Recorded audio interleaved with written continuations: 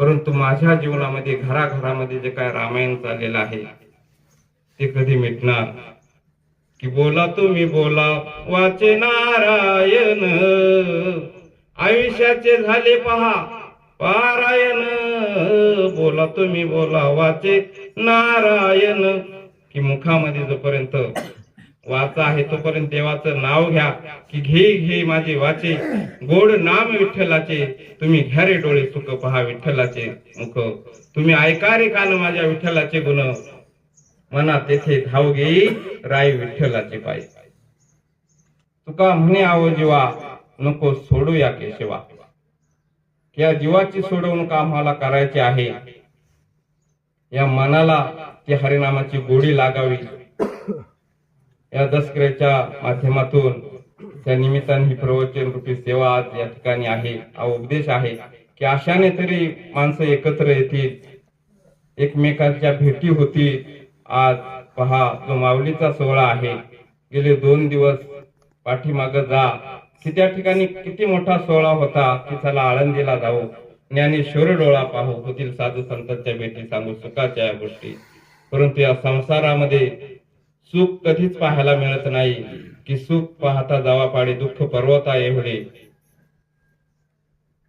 या माय बापांनो, की संसारामध्ये दुःखच दुःख आहे. आणि माणूस जे धावपळ करतो ती सुखासाठी करतो. कुठपर्यंत धावपळ करतो? की जोपर्यंत हे धड पडत नाही ना तोपर्यंत माणसाची धावपळ असते. ही धावपळ कशासाठी? तर मुलाबाळांसाठी आहे. ही धावपळ कशासाठी? तर घरामध्ये अन्नधान्य नाही याच्यासाठी आहे. प्रत्येक जण प्रत्येकाच्या व्यवसायामध्ये मग्न आहे. परंतु ज्या आई वडिलांनी मला आज जन्माला घातलेला आहे त्याची काळजी कोणी घ्यायला तयार नाही. आई वडिलांचा तिरस्कार केला जातो. कधी?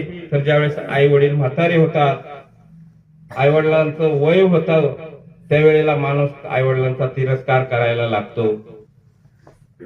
ते कामाचे नसतात, त्यांच्या हातून काम होत नाही, त्यावेळेला आई वडिलांचा राग केला जातो. परंतु विचार करा, मुलाने आईचा किती जरी राग केला, आईवरती किती रागवला, ओरडला, तिरस्कार केला, तरी जी आई आहे ना ती मुलाचा कधीच राग धरीत नाही.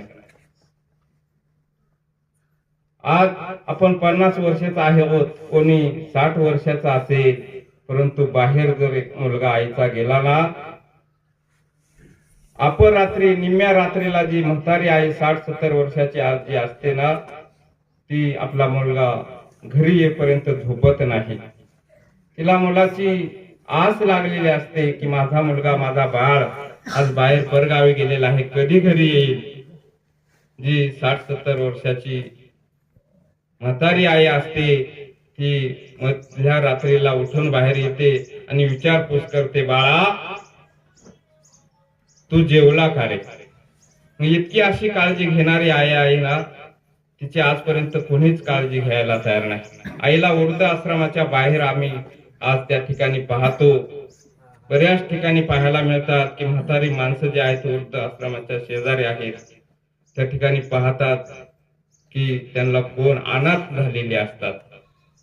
परंतु विचार करा, ज्याच्याजवळ आई आहे ना तो जगात श्रीमंत आहे, त्याच्या इतका श्रीमंत कोणीच नाही. आणि ज्याला आई नाही ना तो दुःखी आहे, कष्टी आहे. स्वामी तिन्ही जगाचा, आई विना भिकारी. आईला जेवढं महत्व आहे ते कशालाच महत्व नाही. आज विचार करा की समाज जो आहे तो पुढे गेलेला आहे. प्रत्येकाच्या मनामध्ये वैर द्वेषाची भावना निर्माण झालेली आहे. आपुलकी राहिलेली नाही, प्रेम राहिलेला नाही, जिव्हाळा राहिलेला नाही. गावागावात भावाभावात आज वाद निर्माण झालेला आहे. गावाचं पटत नाही, भावाचं पटत नाही, सासू सुनांचं पटत नाही. परंतु जी आई असते ना, किती जरी आपल्या मुलांकडून चुका झाल्या तर त्यांची ती चुका माफ करण्याची ताकद जी असेल ना ती केवळ आईच्याच मध्ये आहे. आई सर्वात श्रेष्ठ आहे. विचार करा की आज एखाद्याने मला मदत केली असेल, 10 रुपये जरी दिले असतील ना, त्याला व्याज लावायला कोण आज मागत नाही. आज प्रत्येक वस्तू घ्या, प्रत्येक वस्तूला व्याज आहे. एखादी वस्तू दिली, पैसे दिले तर त्या मागे स्वार्थ आहे. परंतु आईने आजपर्यंत मला जे काय प्रेम दिलं ना त्याला कुठलं व्याज नाही.